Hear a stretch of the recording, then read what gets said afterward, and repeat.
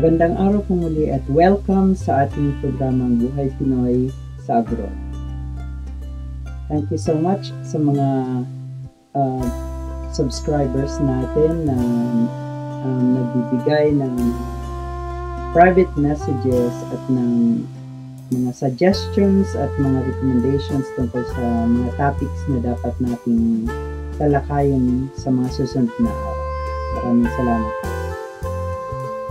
Sa episode na ito, ang tatalakayin natin ay ang 10 interesting Filipino values na hindi masyadong kilala ng ibang lahi, na hindi masyadong alam ng mga Amerikano, ng mga Canadian, ng mga Britons, at ng kung sino-sino pang mga employers natin all over the world.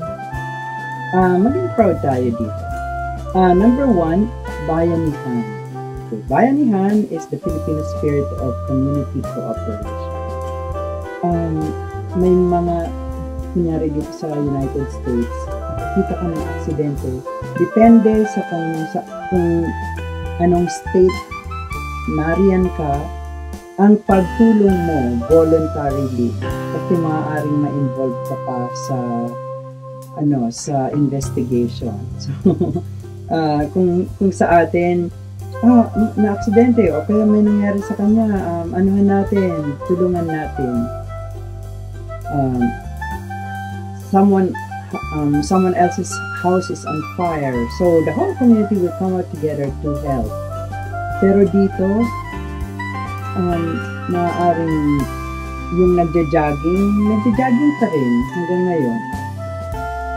Hindi dahil sa wala siyang pakialam, kundi mas malaki yung chance na iniisip niya na baka ma-involve pa siya. Number 2, pakikisama. This is the Filipino value of getting along with others and avoiding conflict. Ito yung dahilan kung bakit ang mga Pilipino, ang karaniwang Pilipino, ay gumagawa ng paraan para maiwasan ang gusot. Kung kinakailangan magsinungaling sila, remember yung natalakay ko na white lies or euphemism. Euphemistic ang mga Pilipino, gumagawa sila ng paraan o naghahanap sila ng language, ng appropriate language na hindi makakasama sa damdamin ng kausap. Pero ang mga Pilipino, ang mga ibang lahi, wala yan sa kanila. So sa atin, part ito ng tinatawag na pakikisama. Another one is utang na loob. So, utang na loob is a Filipino concept of debt of gratitude. So, ang utang na loob, hindi yan nababayaran ng pera. Andyan yan forever. Pero huwag nyo namang singilin. Kung ang isang tao ay may utang na loob sa inyo,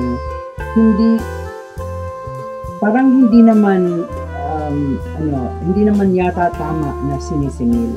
Alam niyong may utang na loob. So, darating ang panahon na mababayaran niya ng tao maaari sa ibang paraan. On the contrary, uso rin sa ating mga Pilipino magsabi na walang utang na loob yan. So, dahil siguro hindi na-reciprocate yung naibigay sa kanya sa mga panahon ng kagipitan. Number 4 is kapwa, the concept of kapwa. This is the Filipino concept of shared identity. Kaya may term tayo na pakikipagkapwa.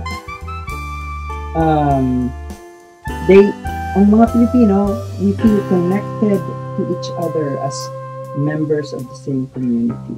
Mahirap, kumbaga, kailangan nating protektahan yung reputation ng buong community na kabilang ka. Kaya kapag pinahiya mo yung community na yan, maaaring ma-outcast ka dyan sa community. Number 5, amor proprio. This is the Filipino value of loving oneself. Pride. May pride ako. It is important for Filipinos to feel good about themselves and to have a sense of self-worth. At yung ano na yon, yung pride na yon, ipaglaban natin yon sa lahat ng paraan kung kinakailangan. On the contrary, meron din tayong may term din tayo na alisin na ang pride. Yan. So, kung ginagamit nyo yan, siguro na nakapasok na kayo sa isang sitwasyon na wala ka ng choice, kundi alisin na lang talaga ang pride.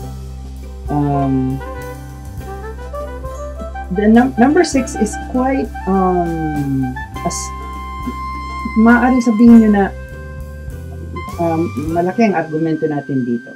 Pero yung konsepto ng dalagang Pilipina, okay, this is the Philippine ideal of a young woman who is virtuous, modest, and respectful. Traditionally, women in the Philippines are highly respected. Hindi porket nagkaroon na tayo ng o nasa era na tayo ng women empowerment, ng feminism, hindi nangangahulugan na ibaba ang respeto natin sa mga babae. Hindi totoo yun. At kayong mga babae rin, huwag kayong gagawa ng mga bagay na nakakawalang respeto. Dahil traditionally, ang babae talaga binigyan ng mataas na respeto ng mga Pilipino.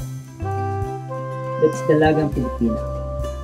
Another one is Maharlika. Ang Maharlika naman is this is a Filipino ideal of a nobleman or a warrior. The Maharlika is someone who is brave, strong, and honorable. This is the embodiment of Filipino masculinity. Ito yung nakakaloob dun sa role model para sa mga kabataang lalaki. Pwede ka rin bang maging Maharlika kung babae ka? Of course. Anyone can assert bravery or nobility, or i-assert mo ang pagiging honorable. Ang medyo ang masakit lang, ginagamit yung Maharlika sa mga bagay na hindi lahat ay kayang tanggapin. At alam nyo ang sinasabi ko, ayoko lang maging politically sounding, pero recently ginamit ang term na Maharlika sa isang bagay na bahala sila sa buhay nila. Pag nag-flop yan, mag-iingay tayo. Number 8, walang iwanan. So this is the Filipino saying that means no one is left behind. So sama-sama tayo, walang iwanan. It is also a reminder that Filipinos should always be there for each other, no matter what. Okay? Mga Pilipino tayo, blood is thicker than water, sabi na niya. Kahit hindi tayo magkapamilya, mga Pilipino tayo. Napakasamang marinig na may isang Pilipino na sabi na niya, chabit. Nagpasipsip at siniraan yung buong Filipino community. Nakakahiya yan. So, alam niyo na ang mangyayari dun. Outcast na yun forever. Okay, so, ano yun? Value crisis yun. Diba? So, dapat kung sino man ang gagawa, tansyahin niya ang consequences na mangyayari pagdating ng araw. Number 9, chamba. Yung concept ng chamba is the Filipino word for luck. Filipinos believe that chamba can play a big role in life, and they often say, chamba lang, when something good happens to them. Kasama na rin, kumbaga, intertwined na rin yun, konektado na rin yun sa iba pang values na hinahahalagahan natin, na dapat lagi kang humble, na dapat may pride ka, i-assert mo yung pride mo. Pero negatively, this belief in chamba can sometimes lead to Filipinos taking risks or making decisions that they may not like at all. Dahil nagtsamba lang, di ba? So, kunyari, ibibenta namin ang mga lupain, ang bahay, ang lahat ng kalabaw at baka para makarating kami sa ibang bansa. Later on, realize nila illegal pala yung recruiter nila. So, umuwi silang luhaan, wala na lahat. Nagtsamba kasi sila, hindi well-researched, hindi masyadong pinag-aralan yung kanilang, yung mga ginawa ng transition. And number 10, bahala na. This is the Filipino phrase that means whatever will be, will be. Babalikan natin to sa mga future episodes natin dahil may mas malalim pang paraan para maintindihan ang bahala na. Pero for now, bahala na is a value that is not very familiar with other people around the world na pinapractice ng mga Pilipino. Whatever will be, will be. It's a way of accepting things that are out of control. Filipinos often use this phrase when they are facing a difficult situation. It can be a source of comfort and strength. Dahil yung expectation nila, hindi, sabi nga niyan, hindi cast in stone. Hindi mo, pwede mong baliin yung expectation, and-appeal yung expectation. Diba? So, mas madaling matanggap ng mga Pilipino yun dahil yung expectation nila, the way they establish their expectation is a little bit flexible kumpara doon sa ibang tao na talagang ito yung goal ko, talagang nang bumagsak-wasak. Okay, sana nagustuhan niyo po itong episode na ito tungkol sa 10 interesting Filipino values. Isa-summarize ko lang. Ang una ay bayanihan, pangalawa, pakikisama, pangatlo, utang na loob, pang-apat, katwa, pang-lima, amor proprio or pride, ang pang-anim, yung konsepto ng dalagang Pilipina, pinahahalagahan natin ng buong buo at binibigyan natin ng mataas na pagpapahalaga ang ating mga babae. Number 7, maharlika. Number 8, walang iwanan. Number 9, tsamba. At ang panghuli natin ay bahala.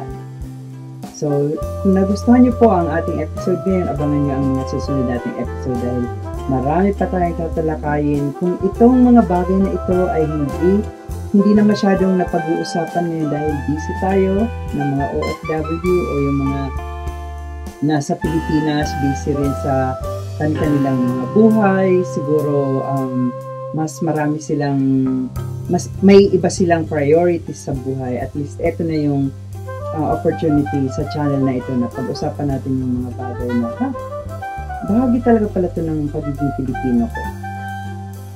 Maraming salamat po.